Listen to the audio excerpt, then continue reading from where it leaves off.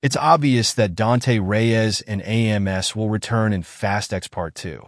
And seeing as the 11th movie will be the last in the mainline franchise, Vin Diesel and Louis Leterrier could take this opportunity to bring back more antagonists for one last outing. Join Screen Rant as we break down which villains, other than Dante, could return for the last Fast movie. I'll see you soon. You think he's going to get up? He'll be out. Carter Verone was the Argentinian drug lord that Brian O'Connor and Roman Pierce took down in Too Fast, Too Furious.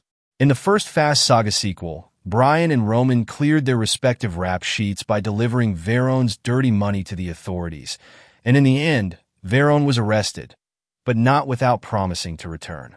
In fact, he was the only Fast and Furious villain to actually promise to come back and exact his revenge. In Fast X Part 2, Verone might just get his chance. Right now, the former crime lord is probably still rotting in a prison cell. But given his previous connections to the underworld, it's unlikely that Verone has retired from his life of crime. More importantly, Verone might be the final ingredient in Dante's lethal recipe for Dom's crew, especially if Brian and Fawn both return in Fast X Part 2. Brian could potentially save Dom and Little B, and his presence alone could give the crew a better chance of survival. But Dante could respond to this by bringing back the man with a score to settle with both Brian and Roman. Moreover, as arguably the most realistic, sinister villain in Fast and Furious, Verone could prove to be the perfect foil for Dante, who is basically the franchise's version of the Joker. Verone was also played by Cole Hauser, whose Yellowstone fame and fan base could be the keys to Fast Part 2 reclaiming box office glory for the franchise. And the same can be said of this next character. You know the man on them. I am W. I'm the future of mankind. Played by the inimitable Idris Elba, Brixton Lore was the cybernetically enhanced super soldier and villain of Hobbs and Shaw. Brixton and Deckard Shaw were both MI6 agents until Brixton was recruited by the genocidal organization Eden, who forced Brixton to recruit as well. After Shaw refused, he was forced to put a bullet in Brixton's head, which was the first time he died.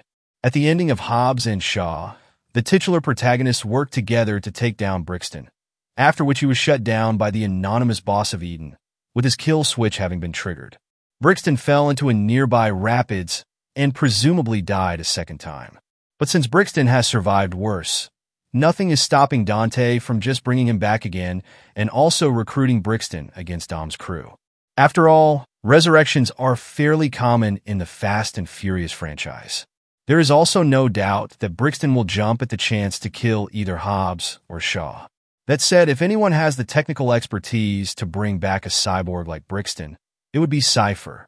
After Cypher joined Dom's crew in Fast X, she may just try to turn Brixton into another villain-turned-hero in Fast X Part 2. Indeed, Brixton's second death could be finally what convinces him to seek a different path, one that might just lead to redemption and not just more senseless deaths. With the action-driven franchise coming to an end, it may just be the right time to bring back the only villain with an actual sci-fi backstory and abilities that no other antagonist can offer. On the other hand, instead of a straight-up bad guy, Fast X Part 2 may be in need of a more complex anti-hero. Every man has to have a code, mine? Precision. Another one of the many former villains in the Fast and Furious franchise. Owen is Deckard Shaw's brother and Queenie's son. Alongside the Shaws, Owen functions mostly as an antagonist until the Fate of the Furious, in which Owen helps in saving Dom's son from Cypher. When audiences last saw Owen, he was on the plane from where Cypher escaped in the Fate of the Furious, and 2 movies later, he hasn't appeared on screen. It's a pity because he's not just a great character. He was also played by fan-favorite actor Luke Evans. Fast X Part 2 could finally explain what happened to Owen by reuniting him with his family. But what's even more interesting is how Owen could viably fall back into a villain role. After all, although Owen eventually helped Dom's crew, his backstory gives him more in common with the franchise's villains than its heroes. Unlike Dom and Deckard, Owen notably treated his own crew as expendable. He was first and foremost a mercenary. Given the right incentives, it's possible that Dante Reyes could recruit Owen into his revenge plan, maybe even by taking Deckard and Queenie hostage. If Dante can somehow turn one of Dom's allies into another villain, This could perfectly illustrate how dangerous Dante can truly be. The only villain to turn family against family.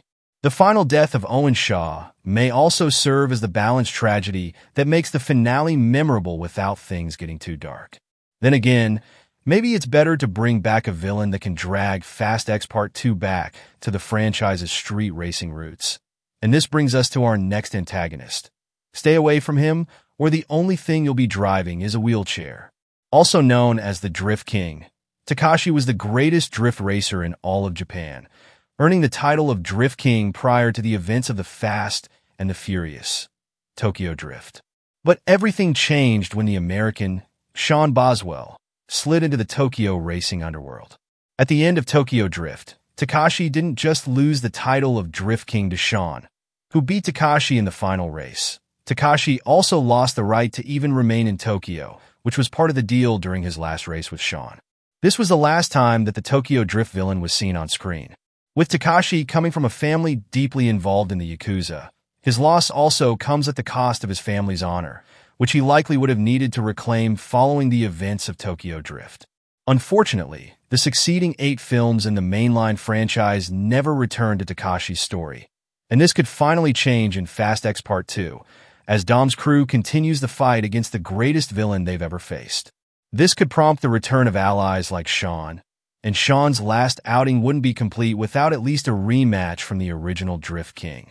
Moreover, Takashi and Han still have unfinished business, which Takashi may still want to settle after finding out that Han is still alive.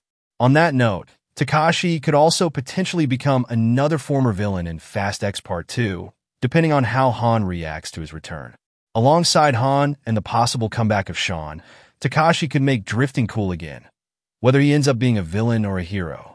As an added bonus, since Takashi is played by Brian T., his return would mean that there are 2 Reacher stars in the last Fast Saga movie, the other being Alan Ritchson, who plays Reacher. However, maybe Fast X Part 2 needs to take a different direction than its predecessors. Rather than bringing back villains or adapting them into Dom's crew, the best move could be simply expanding Dante Reyes' story. Reset from Never Accept Death, as we're not saying that Fast X Part 2 could somehow resurrect Hernan, whose death back in Fast 5 served as the catalyst for the last main arc in the Fast Saga. However, at this point in the story, Hernan could return in flashbacks about him in Dante's life, and this could fix the only problem with the character of Dante Reyes, that he's too one-dimensional. By showing flashbacks to Dante's life featuring his father Hernan, Fast X Part 2 could fill in the gaps in Dante's relentless quest for revenge. As Dante himself has explained, Hernan wasn't a very good father, so he's only seeking revenge out of pride and a sense of duty. Alongside playing out Dante's revenge plan against Luke Hobbs, his father's killer, Fast X Part 2 could dig a little deeper by bringing back Hernan on screen. After all, it is Hernan who raised the greatest villain in the Fast and Furious franchise, which frankly wasted the presence of actor Wayne Delalam in his limited role as the crime lord. Just as the flashbacks to Fast 5 help complete the story in Fast X, this second part could look back at Dante's life and examine why he and his father were so close. While Dante is irredeemably evil, such flashbacks could make him strangely relatable and even more charismatic, giving more weight to his inevitable defeat in the final film. As the Fast Saga finally reaches the finish line, it's only right that Fast X Part 2 pays due tribute to the man who created its best and last villain. Which other antagonists do you think should reprise their roles in the 11th Fast film? Thanks for watching Movie Recap Pro, and stay tuned for more movie news.